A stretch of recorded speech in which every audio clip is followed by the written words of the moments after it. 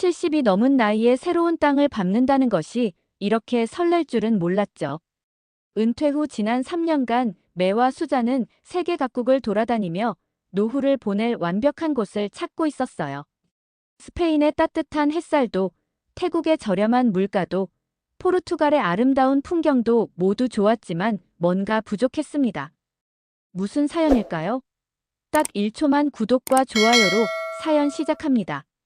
매는 아내 수잔과 함께 인천공항에 내렸을 때 40년간 살아온 캐나다 토론토의 차가운 겨울 공기가 아닌 한국의 따뜻한 봄바람을 맞으며 깊은 숨을 들이마셨습니다.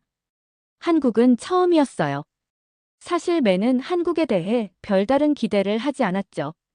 아시아 국가 중 하나 정도로만 생각했거든요. 하지만 공항에서부터 느껴지는 분위기가 달랐어요. 깔끔하게 정리된 공항시설, 친절한 직원들의 미소, 그리고 무엇보다 모든 것이 체계적으로 운영되고 있다는 느낌이 들었습니다. 매는 수잔의 손을 잡으며 여보, 여기는 뭔가 다른 것 같아라고 속삭였어요. 택시를 타고 서울 시내로 향하는 길, 매의 눈에 들어온 것은 상상했던 것과 완전히 다른 모습이었습니다.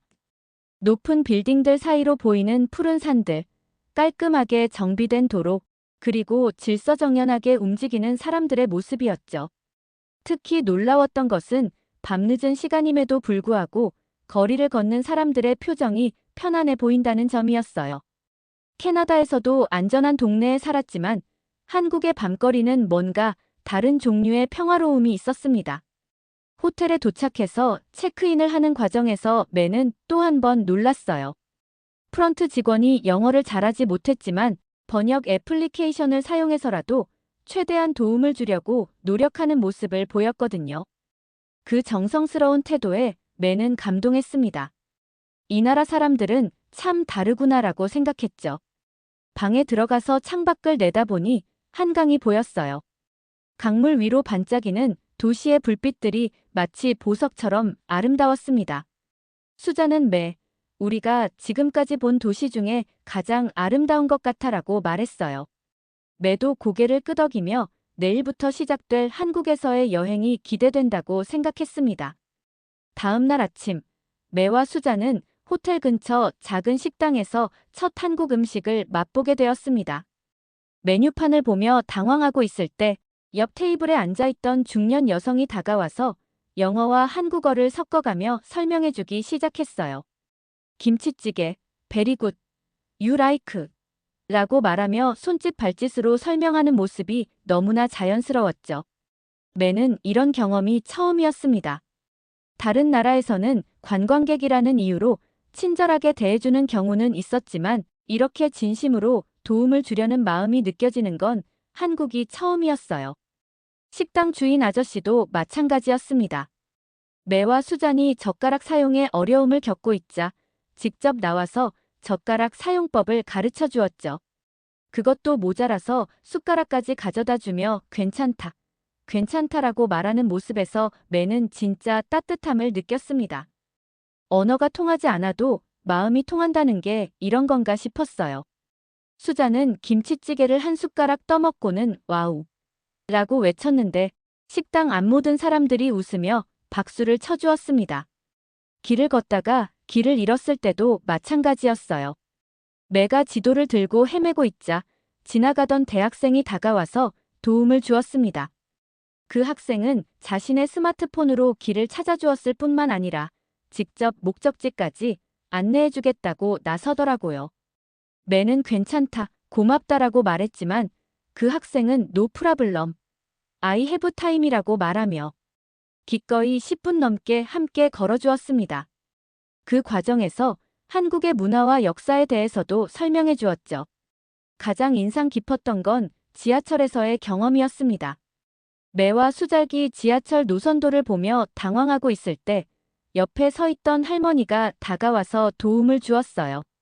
그 할머니는 영어를 전혀 하지 못했지만 몸짓과 표정만으로도 충분히 의사소통이 되었습니다. 심지어 자신이 내릴 역이 아님에도 불구하고 매와 수잔이 제대로 된 역에서 내릴 수 있도록 함께 내려서 확인해 주기까지 했어요. 그 할머니의 주름진 얼굴에 담긴 따뜻한 미소는 매의 마음 깊숙이 새겨졌습니다. 저녁에 호텔로 돌아와서 매는 수잔에게 말했어요. 여보, 오늘 만난 사람들을 보니까 이 나라가 왜 이렇게 발전했는지 알 것 같아. 사람들이 서로를 진심으로 배려하고 있어. 수잔도 고개를 끄덕이며 정말 그래요.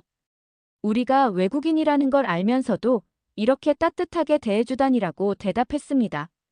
그날 밤 매는 일기에 이렇게 적었어요. 한국 사람들의 마음에는 뭔가 특별한 게 있다. 그것이 무엇인지는 아직 잘 모르겠지만 분명히 다르다. 매와 수잔은 서울에서의 며칠을 보낸 후 한국의 다른 지역들도 둘러보기로 결정했습니다. 첫 번째 목적지는 경주였어요. 기차표를 예매하는 과정에서도 놀라운 일이 있었죠. 역 직원이 매와 수잔이 외국인임을 알고는 특별히 시간을 내어 한국철도 애플리케이션 사용법까지 자세히 설명해 주었거든요. 이렇게 하면 다음에는 혼자서도 쉽게 예매할 수 있어요라고 말하며 직접 휴대폰 화면을 보여주는 모습에서 매는 한국인들의 세심함을 느꼈습니다. KTX에 올라탄 매는 창밖으로 펼쳐지는 한국의 풍경에 매료되었어요. 도시를 벗어나자 나타나는 푸른 들판과 산들, 그리고 그 사이사이에 자리 잡은 작은 마을들의 모습이 한 폭의 그림 같았죠. 수자는 이런 아름다운 풍경이 있는 줄 몰랐어라고 감탄했습니다. 기차 안에서도 한국인들의 배려심을 느낄 수 있었어요. 승무원이 외국인 승객을 위해 영어 안내방송을 별도로 해주었고, 옆자리 승객은 경주의 유명한 관광지에 대해 친절하게 설명해 주었거든요. 경주에 도착해서 불국사를 방문했을 때 매는 또 다른 감동을 받았습니다. 절 입구에서 만난 자원봉사 할아버지가 유창한 영어로 불국사의 역사와 의미를 설명해 주었어요. 이 절은 1300년 전에 지어졌습니다. 우리 조상들의 지혜가 담긴 곳이죠라고 말하는 할아버지의 자부심 가득한 표정이 인상적이었어요. 그 할아버지는 단순히 관광 안내만 한 것이 아니라 한국의 문화와 정신에 대해서도 깊이 있게 이야기해 주었습니다. 부산으로 향하는 길에서 매와 수자는 작은 시골 마을에 잠시 머물렀어요. 그곳에서 만난 농부 아저씨는 자신의 밭에서 갓단배를 깎아서 나누어 주었습니다. 외국에서 오셨구나. 우리 배 맛 좀 보세요라고 말하며 건네주는 배의 달콤함은 잊을 수 없었어요. 그 아저씨는 자신의 농사일이 바쁜데도 불구하고 매와 수잔에게 마을 곳곳을 안내해 주었죠. 여기가 우리 마을에서 가장 아름다운 곳이에요라고 말하며 보여준 작은 연못가의 풍경은 정말 아름다웠습니다. 부산에서는 또 다른 경험을 했어요. 자갈치 시장에서 회를 먹고 있을 때 옆 테이블 가족이 매와 수잔을 자신들의 식탁으로 초대했거든요. 혼자 드시지 마시고 같이 드세요라고 말하며 자연스럽게 자리를 함께 하자고 하는 모습에서 매는 한국인들의 정을 느꼈습니다. 그 가족과 함께 나눈 저녁 식사는 단순한 음식을 넘어서 진정한 문화 교류의 시간이었어요. 아이들까지 나서서 영어로 대화하려고 노력하는 모습이 너무나 사랑스러웠죠. 호텔로 돌아가는 길에 매는 수잔에게 말했습니다. 여보, 우리가 지금까지 여행한 곳 중에서 이렇게 사람들이 따뜻한 곳은 처음인 것 같아. 한국 사람들은 낯선 사람에게도 가족처럼 대해주는구나. 수잔도 정말 그래요. 여기서는 외국인이라는 게 장벽이 아니라 오히려 더 관심을 가져주는 이유가 되는 것 같아요라고 대답했어요. 매와 수잔이 한국에서 가장 놀란 것 중 하나는 바로 대중교통 시스템이었습니다. 서울로 돌아온 첫날, 매는 지하철역에서 완전히 새로운 세상을 경험했어요. 역 입구에 들어서자마자 보이는 깔끔한 안내판과 다국어로 표시된 노선도를 보며 이렇게 체계적일 수가 있나? 라고 혼잣말을 했죠. 캐나다 토론토의 지하철도 나름 잘 되어 있다고 생각했는데 한국의 지하철은 차원이 달랐습니다. 가장 충격적이었던 건 네이버 지도였어요. 처음에는 구글 맵을 사용하려 했는데 호텔 직원이 네이버 지도를 추천해 주었거든요. 앱을 실행하자마자 매는 눈을 의심했습니다. 실시간으로 지하철과 버스의 위치가 표시되고 심지어 몇 분 후에 도착하는지까지 정확하게 알려주었어요. 수잔, 이걸 좀 봐. 버스가 지금 어디에 있는지 실시간으로 볼 수 있어. 라고 외치며 신기해했죠. 수잔도 세상에 이런 기술이 있다니. 라며 감탄했습니다. 실제로 지하철을 타보니 더욱 놀라웠어요. 매는 지하철 안에서 와이파이가 완벽하게 연결되는 것을 보고 깜짝 놀랐습니다. 지하 깊은 곳에서도 인터넷이 빠르게 작동한다는 게 신기했죠. 더군다나 역마다 스크린도어가 설치되어 있어서 안전하게 느껴졌어요. 이 정도면 정말 선진국이구나라고 생각했습니다. 환승할 때도 표지판이 워낙 잘 되어 있어서 길을 잃을 염려가 없었어요. 버스 시스템은 더욱 인상적이었습니다. 정류장에서 버스를 기다리는데 전광판에 버스 번호와 도착 예정 시간이 분 단위로 정확하게 표시되었거든요. 매는 이런 정확성은 처음 봐라며 감탄했습니다. 버스가 도착하자 기사님이 매와 수잔을 보고 어디 가세요? 라고 물어보았어요. 목적지를 말하자 이 버스 맞습니다. 걱정 마세요라고 친절하게 대답해 주었죠. 심지어 목적지에 가까워지자 곧 내리실 곳이에요라고 알려주기까지 했습니다. 가장 감동적이었던 건 택시 경험이었어요. 한국의 택시 기사들은 단순히 목적지만 데려다 주는 게 아니라 길을 안내해주고 관광 명소도 추천해 주었습니다. 한 기사님은 외국에서 오셨으니까 한강을 보고 가세요라며 야경이 아름다운 곳으로 잠시 돌아서 갔어요. 추가 요금을 받지도 않고 말이죠. 또 다른 기사님은 이 근처에 맛있는 식당이 있어요라며 추천까지 해주었습니다. 지하철에서 만난 한 대학생은 매와 수잔이 길을 찾는 모습을 보고 직접 다가와서 도움을 주었어요. 어디 가세요? 제가 도와드릴게요라고 말하며 자신의 휴대폰으로 최적의 경로를 찾아주었죠. 그뿐만 아니라 이 시간에는 이 길이 더 빨라요라며 실용적인 조언까지 해주었습니다. 매는 그런 친절에 깊이 감동했어요. 호텔로 돌아와서 매는 수잔에게 말했습니다. 여보, 한국의 교통 시스템은 정말 놀라워. 기술적으로도 앞서 있고 사람들도 친절하고 이런 나라에서 살면 정말 편리할 것 같아. 수잔도 정말 그래요. 우리나라로 돌아가면 이런 편리함이 그리울 것 같아요라고 대답했어요. 그날 밤 매는 일기에 한국의 교통 시스템은 단순한 이동수단을 넘어서 사람을 배려하는 시스템이다라고 적었습니다. 매와 수잔은 한국의 유명한 관광지들을 둘러본 후 이번에는 평범한 지방 도시를 방문해 보기로 했습니다. 여행 가이드북에도 크게 소개되지 않은 목포라는 도시를 선택했어요. 관광객들이 많이 가지 않는 곳에서 진짜 한국의 모습을 보고 싶어라고 매가 말했죠. 사실 큰 기대는 하지 않았어요. 그냥 평범한 작은 도시일 거라고 생각했거든요. 하지만 목포에 도착한 순간부터 매와 수잔의 생각은 완전히 바뀌었습니다. 기차역에서 내리자마자 느껴진 것은 도시 전체에 흐르는 조화로운 분위기였어요.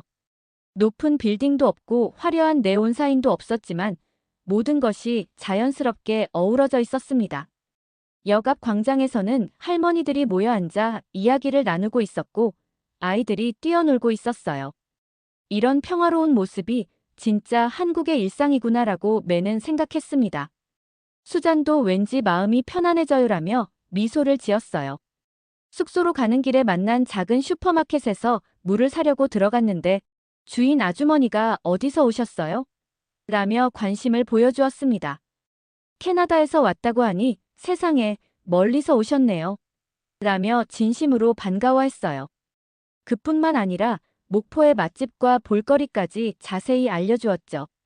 유달산에 올라가시면 목포 시내가 한눈에 보여요. 정말 아름다워요라고 설명하는 아주머니의 표정에서 고향에 대한 자부심이 느껴졌습니다. 저녁에 유달산에 올라갔을 때의 감동은 잊을 수 없어요. 산 정상에서 내려다본 목포의 야경은 화려하지는 않았지만 따뜻했습니다. 바다와 섬들, 그리고 그 사이로 흘러가는 배들의 불빛이 만들어내는 풍경이 마치 수채화 같았어요. 매는 이런 아름다움이 있는 줄 몰랐어라며 감탄했습니다. 더 놀라운 건 산에 올라온 현지 주민들이 매와 수잔을 보고 자연스럽게 말을 걸어왔다는 점이었어요. 사진 찍어드릴까요? 라며 도움을 주고 목포에 오신 걸 환영해요라고 인사하는 모습에서 진정한 환대를 느꼈죠. 다음 날 목포 시장을 둘러보는 것도 특별한 경험이었습니다. 시장 상인들은 매와 수잔이 외국인임을 알고도 전혀 어색해하지 않았어요. 오히려 우리 고구마 맛있어요. 한번 먹어보세요라며 시식을 권하고 이거는 목포에서만 나는 특산품이에요라고 자랑스럽게 설명해 주었습니다. 한 생선가게 아저씨는 이 홍어는 목포가 최고예요라며 홍어에 대한 자세한 설명까지 해주었어요. 그들의 표정에서 자신들의 일과 고향에 대한 진정한 자부심을 볼 수 있었습니다. 가장 인상 깊었던 건 한 카페에서의 경험이었어요. 작은 골목에 자리 잡은 아담한 카페에 들어갔는데 사장님이 직접 원두를 볶고 있더라고요. 좋은 커피 한 잔 드릴게요라며 내주신 커피의 맛이 정말 훌륭했습니다. 매가 정말 맛있다고 칭찬하자 사장님은 목포에 이런 좋은 카페가 있다는 걸 많은 사람들이 몰라서 아쉬워요라며 겸손하게 웃었어요. 그 카페에서 만난 현지 주민들과의 대화도 즐거웠습니다. 모두들 매와 수잔을 가족처럼 따뜻하게 대해주었거든요.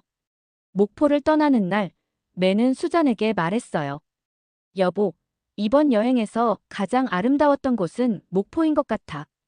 화려하지는 않지만 진짜 한국의 모습을 볼 수 있었어. 수잔도 정말 그래요. 사람들의 마음이 이렇게 따뜻한 곳은 처음이에요라고 대답했습니다. 기차에 오르며 매는 생각했어요. 관광지가 아닌 평범한 도시에서 느낀 이 감동이 진짜구나. 한국에서 보낸 열흘째 되는 날, 매와 수잔은 음식을 통해 한국 문화의 진짜 깊이를 경험하게 되었습니다. 처음에는 단순히 새로운 맛을 경험하는 정도로 생각했는데 한국 음식에는 그 이상의 의미가 담겨 있다는 걸 깨달았어요. 서울 종로의 한 전통 한정식집에서 점심을 먹게 되었는데 그곳에서 만난 사장님의 이야기가 매의 마음을 깊이 울렸습니다. 음식은 단순히 배를 채우는 게 아니에요. 정성과 마음을 담아 만드는 거죠라고 말씀하시더라고요. 한 상에 차려진 12가지 반찬을 보며 매는 감탄했습니다. 각각의 반찬마다 다른 맛과 향이 있었고 무엇보다 하나하나 정성스럽게 만들어진 게 느껴졌어요. 사장님은 이 김치는 3개월 전에 담근 거예요. 김장철에 온 가족이 모여서 함께 담갔죠라며 설명해 주었습니다. 그 말을 들으니 김치 하나에도 가족의 사랑과 전통이 담겨 있다는 생각이 들었어요. 수잔은 이런 깊은 맛은 처음이에요라며 감동했습니다. 특히 된장찌개를 먹을 때의 경험은 잊을 수 없어요.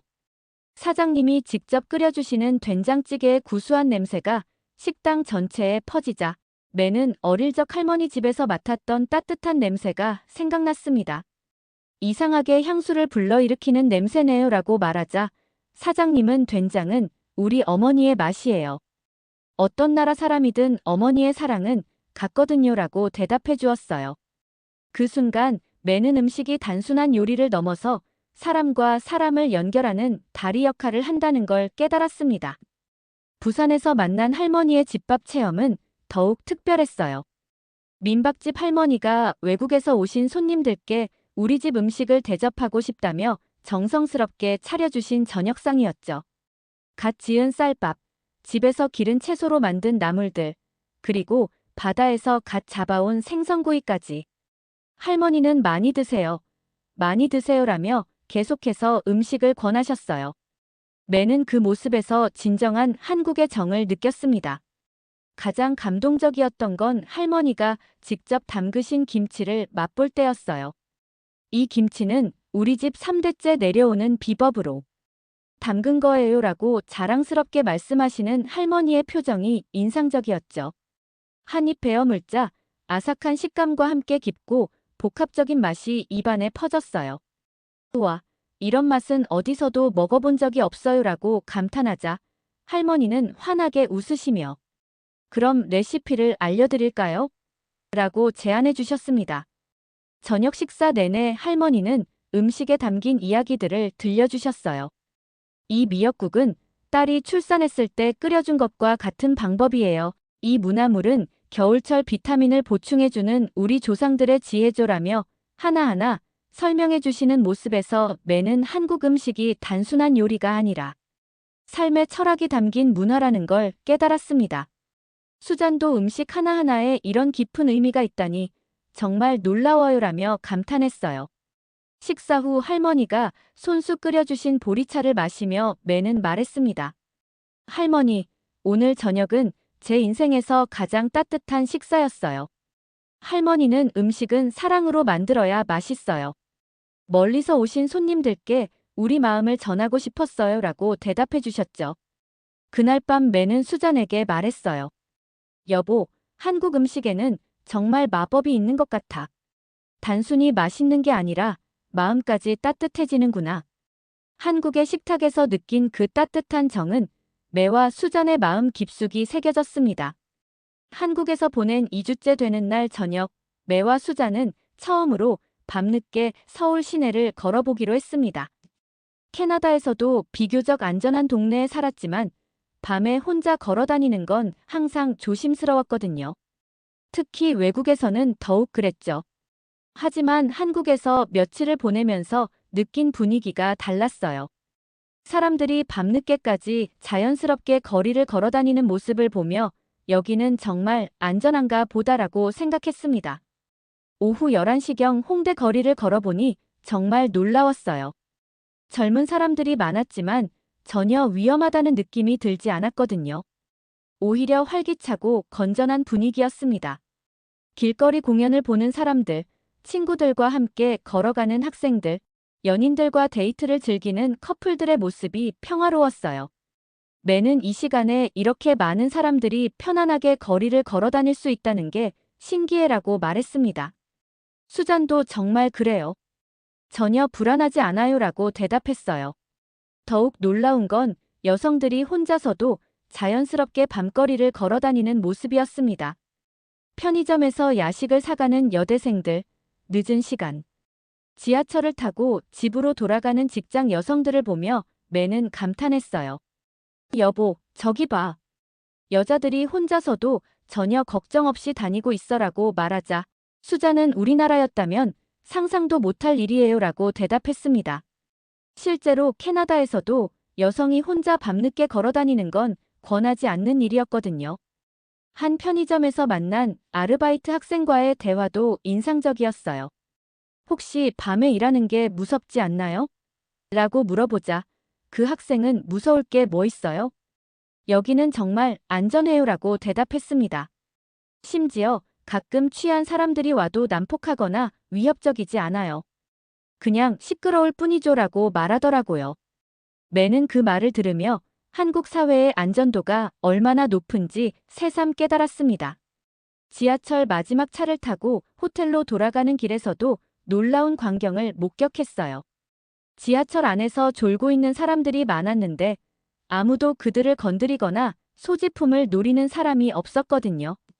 심지어 휴대폰을 떨어뜨린 승객이 있자 다른 승객이 주워서 건네주는 모습까지 봤어요. 이런 게 진짜 선진국이구나라고 매는 생각했습니다. 수잔도 사람들이 서로를 믿고 있다는 게 느껴져요라며 감탄했어요. 가장 인상 깊었던 건 새벽 2시경 명동거리에서 본 광경이었습니다. 한 아이가 부모와 함께 걸어가고 있었는데 그 아이가 전혀 피곤해하지 않고 즐거워하고 있었어요. 매는 저 시간에 아이가 밖에 나와 있어도 괜찮나? 라고 궁금해했는데 주변 상황을 보니 정말 안전했습니다. 경찰들이 순찰을 돌고 있었고 상점들의 불빛이 거리를 환하게 밝히고 있었거든요. 무엇보다 사람들의 표정이 편안했어요. 호텔로 돌아가는 택시 안에서 기사님께 한국이 이렇게 안전한 이유가 뭔가요? 라고 물어봤습니다. 기사님은 글쎄요. 우리는 어릴 때부터 서로를 배려하라고 배워서 그런 것 같아요. 그리고 법도 엄격하고요라고 대답해 주었어요. 그 말을 들으며 매는 한국의 안전이 단순히 경찰력이나 법 때문만이 아니라 사람들의 의식과 문화에서 나온다는 걸 깨달았습니다. 그날 밤 매는 수잔에게 말했어요. 여보, 우리가 찾던 게 바로 이런 거 아닐까? 밤에도 걱정 없이 걸어 다닐 수 있는 나라 말이야. 수잔도 정말 그래요. 이런 안전함은 돈으로도 살 수 없는 거예요 라고 대답했습니다. 한국의 밤거리에서 느낀 그 안전함은 매와 수잔에게 새로운 삶의 가능성을 보여주었어요. 한국에서의 마지막 날, 매와 수잔은 한강공원에 앉아서 지난 3주간의 경험을 돌아보고 있었습니다.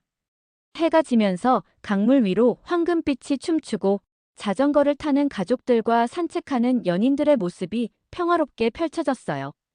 매는 수잔의 손을 잡으며 말했습니다. 여보, 우리가 여기서 본 것들을 생각해보니 이상한 느낌이 들어. 마치 우리가 잃어버렸던 뭔가를 다시 찾은 것 같아. 수잔도 고개를 끄덕이며 정말 그래요. 우리가 어릴 때 꿈꿨던 공동체의 모습이 여기에 있는 것 같아요 라고 대답했어요. 매는 3주 전 캐나다에서 출발할 때의 자신을 떠올렸습니다. 그때는 단순히 노후를 보낼 좋은 곳을 찾는 정도였어요. 따뜻한 날씨, 저렴한 물가, 좋은 의료시설 정도를 기대했죠. 하지만 한국에서 경험한 건 그런 물리적 조건들을 훨씬 뛰어넘는 것이었습니다. 우리가 정말 필요했던 건 편리함이 아니라 따뜻함이었구나라고 매는 깨달았어요. 한국 사람들이 보여준 진심 어린 관심과 배려, 그리고 서로를 믿고 의지하는 모습에서 매는 자신이 오랫동안 그리워했던 공동체 정신을 발견했습니다. 가장 인상 깊었던 건 한국 사람들이 가진 정이라는 감정이었어요. 처음에는 이해하기 어려웠지만 시간이 지나면서 그 의미가 점점 명확해졌습니다. 식당에서 만난 할머니가 많이 드세요라며 계속 음식을 권하던 모습, 길에서 만난 학생이 괜찮으세요? 라며 도움을 주던 모습, 그리고 택시 기사님이 조심히 가세요라며 진심으로 걱정해주던 모습들이 모두 그 정 때문이었던 거죠. 매는 이런 감정이 사회 전체에 스며들어 있다니 정말 특별한 나라야라고 생각했습니다. 수잔은 한국에서 본 가족들의 모습을 떠올렸어요. 지하철에서 할아버지의 손을 잡고 다니는 손자, 어머니를 부축해서 걷는 아들, 그리고 3대가 함께 식사하는 모습들을 보며 감동했었거든요. 우리나라에서는 이미 사라진 모습들이야 라고 수잔이 말하자, 매도 그래. 여기서는 가족이 진짜 가족 같아 보여라고 대답했어요. 한국에서는 개인주의와 공동체 정신이 조화롭게 어우러져 있었습니다. 각자의 개성은 존중하면서도 서로를 챙기는 문화가 자연스럽게 스며들어 있었어요. 매는 한국 사람들이 가진 또 다른 특징도 발견했습니다. 바로 미래에 대한 희망과 열정이었어요. 만나는 사람마다 자신의 일에 대한 자부심이 있었고 더 나은 내일을 위해 노력하는 모습을 보였거든요. 시장에서 만난 상인 아저씨가 우리 아들이 대학에 갔어요라며 자랑스러워하던 모습, 카페 사장님이 더 좋은 커피를 만들기 위해 공부하고 있어요라고 말하던 모습에서 매는 살아있는 에너지를 느꼈습니다. 이 나라 사람들은 포기하지 않는구나라고 생각했어요. 가장 놀라웠던 건 한국 사회의 신뢰 시스템이었습니다. 편의점에서 물건값을 셀프로 계산하는 시스템, 지하철에서 분실물이 그대로 돌아오는 시스템, 그리고 약속 시간을 정확히 지키는 문화까지. 모든 것이 사람들 간의 기본적인 신뢰를 바탕으로 이루어져 있었어요. 매는 이런 신뢰가 있어야 진짜 선진 사회지라고 감탄했습니다. 캐나다도 충분히 선진국이라고 생각했지만 한국에서 경험한 사회적 신뢰의 수준은 차원이 달랐어요. 한강공원에서 바라본 마지막 노을을 보며 매는 결심했습니다. 여보, 우리 여기서 살아보지 않을래? 이런 곳에서 우리 인생의 마지막 장을 써보고 싶어. 수잔도 눈물을 글썽이며 저도 같은 생각이었어요. 여기서라면 진짜 행복할 수 있을 것 같아요 라고 대답했어요. 매는 한국에서 찾은 게 단순한 거주지가 아니라 잃어버렸던 삶의 의미라는 걸 깨달았습니다. 여러분의 삶은 어떠신가요? 한국이라는 나라는 정말 특별하지 않나요? 구독과 좋아요로 매와 수잔이 한국에서 잘 정착할 수 있도록 응원해 주어요. 사람들과의 진정한 연결, 서로에 대한 신뢰, 그리고 공동체 속에서 느끼는 따뜻함이야말로 매와 수잔이 정말 찾고 있던 것이었어요. 한국행 비행기에서 내린 지 3주 만에 매와 수잔은 새로운 인생의 시작점을 발견했습니다.